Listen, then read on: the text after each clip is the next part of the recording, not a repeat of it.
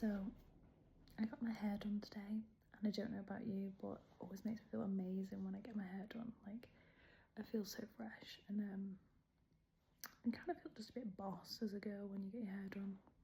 It feels really nice. Anyway, it's irrelevant, but obviously my hair has been done today, so it's looking a little bit different. This video I want to talk about dreams because I have always experienced very vivid dreams, and I realised that it isn't very common. So as I grew up, I used to tell people about my dreams a lot, and a lot of people don't remember their dreams. I have always had exceptionally vivid dreams, and I have always had kind of disturbing dreams. But I kind of want to do a video, and I think I'm going to do another video telling you some of the things that basically I had a psychic reading last month for my birthday, and the psychic told me quite a lot of stuff, which has kind of informed a lot of things that I want to do moving forward with videos and things I want to work on. I'll do it in another video. I'll talk about it in another video, what was kind of mentioned and things, because there's some interesting things. But she picked up on my dreams, and she said to me that I have vivid dreams. She did mention premonitions, so I'm not really sure about that. But she also knew that I use tarot a lot, and that I've recently, been using tarot for the last few months. And she picked up on the fact that I would benefit more from angel cards, that they're a lighter energy for me.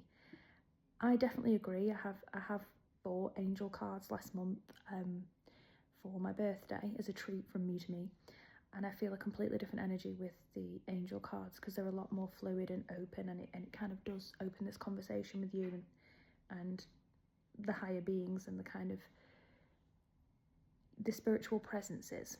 I mean, you might not believe in that, but yeah, the spiritual channel's clearer for me to speak to the angels and the guides and get clarity. But the reason I wanted to mention that is because dreams, she mentioned that I obviously have very vivid dreams. Dreams are a way to communicate with your subconscious and a way to kind of communicate with your higher self. If you believe in the concept of your higher self and your angels and guides, if you don't, that's fine, but I do. So I wanted to talk about dreams because essentially your dreams are showing you what your subconscious is processing. So I don't really want to explain my dream in a lot of detail because I think it's going to be disturbing for a lot of people. And again, this is my subconscious creating these images. I didn't choose these. But essentially, the gist of my dream was that a child was harmed. It was a dream. There is no actual child that's been harmed, just to reiterate. But I woke up very disturbed this morning. And then I reflected on it, and I used a bit of ChatGPT like we all do to try and figure out. I always remember all of my dreams pretty much when I wake up, and obviously they're sometimes quite incoherent and they flip between different things, but I'm able to log them, and I am going to start a dream journal because I get them far too often to not write them down. But essentially the gist of this dream was kind of like this child in the dream is my child self, and all this work that I've been doing over the last few months, my subconscious is acknowledging it. And it's really interesting because it highlighted the fact that this child had been harmed, and I basically was with the child. And the strangest thing that's never really happened to me before in dreams is I was singing in the dream, and I was singing A Little Town of Bethlehem, which again is a Christmas song, a very random choice, and I woke up with it in my head. That doesn't usually happen.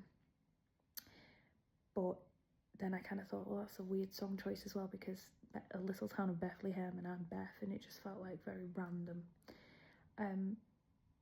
But with going over this dream, the fact that I was soothing the child is kind of saying that I'm soothing a lot of wounds and things that have happened in my childhood. I'm consciously and subconsciously soothing them, and I'm saying to my subconscious, we have to let go of these beliefs now, they're not true, but I'll stand by you. Even though it hurts a part of you, I'll stand by you and allow this change to happen. And it kind of was really profound this morning because I was like, my brain is really working through these things at the moment, and my subconscious is acknowledging that I'm still here, that we're still safe, but we're moving away from old beliefs that no longer serve us. And basically, I wanted to do this video because I wanted to explain to you guys that sometimes your dreams can seem really random. They can at times seem quite scary, but it's an open line, an open channel of communication between you and your own brain and your processing, but also you and the wider universe if you want it to be. Angels and guides can give us guidance through dreams, like they would through angel numbers, like they would through angel cards, like they would through direct messages you might get. So even if you're not spiritual, maybe take some time to write down about your dreams, and you can use a platform like ChatGPT, or you can just sit with the dream yourself and maybe ask for some journal prompts and think, what is this and what are these people representing? Because we have quite a literal brain, so somebody thinks child and harm, scary, but what does a child represent for you? Not literally a child, it might be your inner child, like it was for me. Or I get a lot of dreams around things like spiders, and I'm petrified of spiders. So it's always, when I'm really stressed or there's a lot of fear, symbolically, the thing I'm most scared of presents itself in my dreams. So you'll have your own, and maybe you can't remember all of your dreams, but maybe if you wake up and you have a little notebook, that's what I'm going to start doing, and jotting down my dreams, then you might be able to track where you're at in your brain. And I encourage you to keep a dream journal, and I hope that this might help and that you might be able to tap into your dreams a little bit more and see really what's going on inside your head.